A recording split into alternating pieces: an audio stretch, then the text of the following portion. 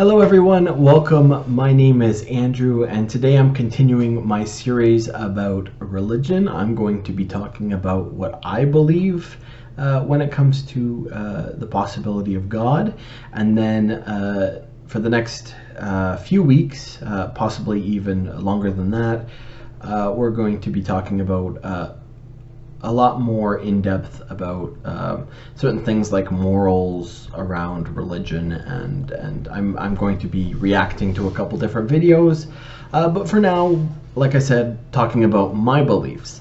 So before I get into that, I just want to reiterate again, and I'm going to say this in every video, and if you watch all the videos in this series, you're going to be very sick of this, and I'm going to do it anyway.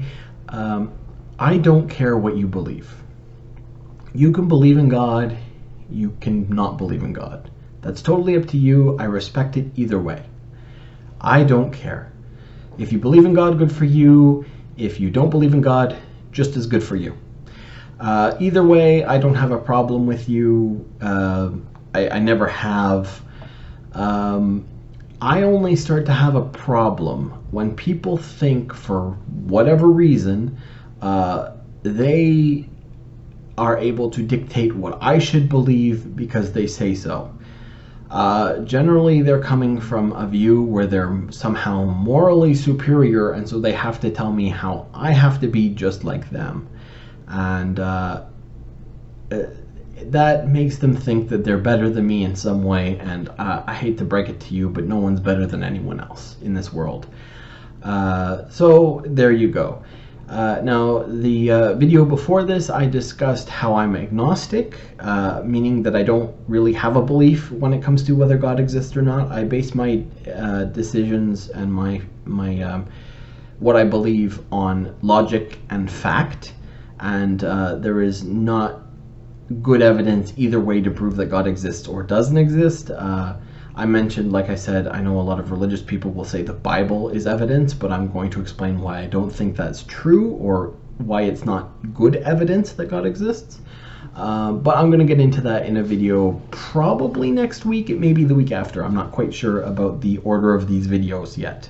I'm still kind of working on the order. So like I said, I talked about being agnostic, and today I'm going to talk about being a non-theist. And I am a non-theist in two ways. So there are two kind of ideas about what a god could be. One of those is a theistic god, and one of those is a deistic god. Now, a theistic god is a god that creates the universe and is a part of the daily function of that universe. A theistic god intervenes when needed to help people, and a theistic god is like the god you see in Judaism, in Christianity, and in Islam. Whereas a deistic god is more of a god that kind of creates the universe and then steps back and either just observes it or doesn't even do that. They play no part after the universe is created. So if you were to tell me that God is like a scientist and he's just creating a bunch of random universes in a multiverse, all of which he has decided have slightly different rules of physics, and he has set those rules for each universe and just sits back and watches them all and sees how they all go, I could see that as a possibility. I'm not saying that it's probable that that's the case. Again, there's no evidence one way or the other, but I could say that that would at least be a possibility. If you were to tell me that God is a loving God that cares more for humanity, steps in when needed, and loves us enough to sacrifice his own son for the sins of everyone, I have more of a problem with that. I don't think it's likely that that type of God exists.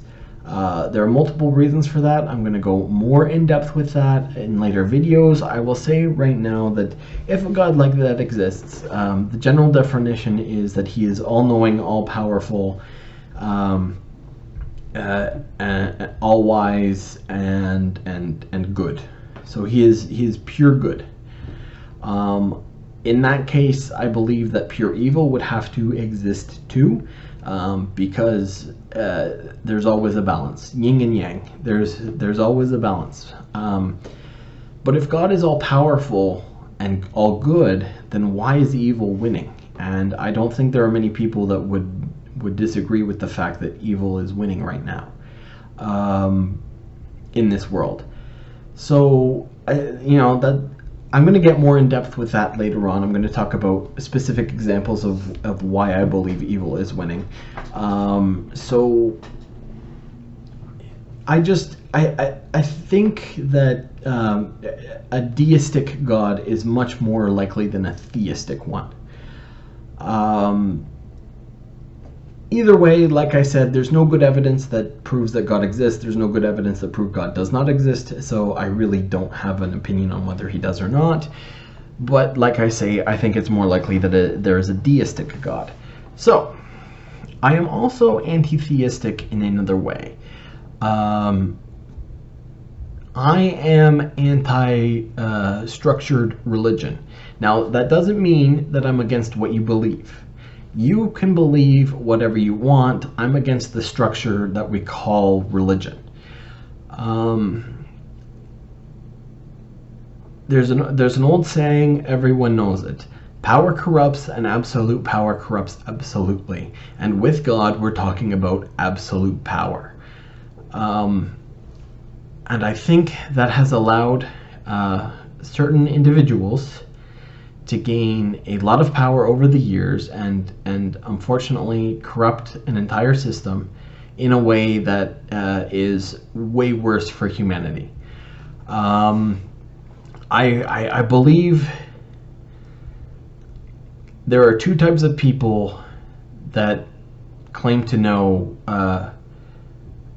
what God wants for humanity. Fools and frauds. And I'm worried about both of those categories. I'm not saying that if you believe in God, you're a fool or a fraud. That's not at all what I'm trying to say here. I'm saying those people who claim that they have some sort of power or authority in knowing what God wants for you because, well, essentially they say so, those people are very dangerous. They're either doing it because they're fools, like I said, or they're doing it because they know that they don't know anything about it and they're frauds. And I don't know which of those is worse. Both of those are really bad case scenarios.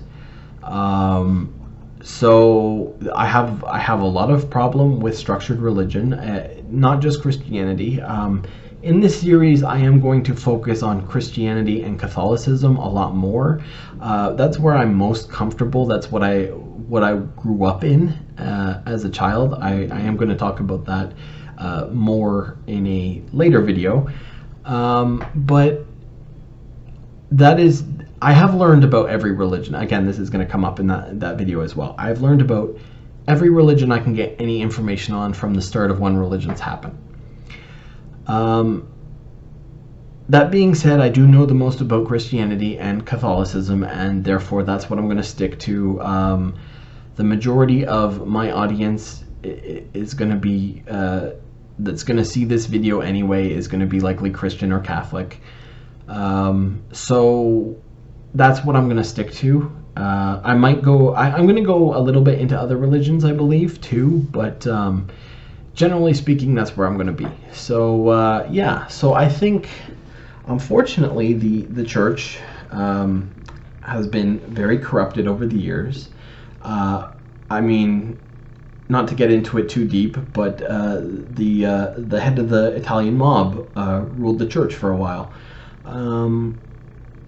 Basically paid to win the election to Pope, and that's just one example. That's just one example of many, where that but apparently that's the guy who is an the authority on God in that point. So that structure is where I have the problem. They're telling you how to live your life because God says so, because they talk to God. Has anyone ever actually talked to God? I don't know. Maybe they do. Maybe my line to him is dead. I don't know. But there's really only two options, two main options, and then you can branch off from there. Either, yes, God talks to them and they're doing everything he wants, or God has never communicated with them and they're doing what they want for other reasons, and those other reasons worry me. Why would they want to do that? Well, power and control. That's the obvious answer, if that's the case. So that's why I have an issue with religion in general. Like I said, I'm going to get more into depth with that, especially when I talk about the morality within the church. Whenever I tell people that I don't have a belief in God one way or the other, I am told one of two things. I'm told either I must not know anything about religion, because how else would I not have a belief in God? That's less likely, but that does happen a fair bit. And then the main one I'm told is, oh, well, you must not be a moral person because you don't believe in God, and God is what gives us our morals. Maybe you're right. I don't think so. And I'm going to focus on that a fair bit and show you exactly why the people who claim to be God's voice here on earth are some of the least moral people ever. And goodness knows, in that topic, I could spend years talking about this. I'm not going to do that. I'm going to pick a few examples, mainly from more modern times. I am going to highlight a couple old examples too. But that'll be a video for possibly next week or the week after. Until then, I hope you have a good day, and I'll see you in the next one. Bye-bye.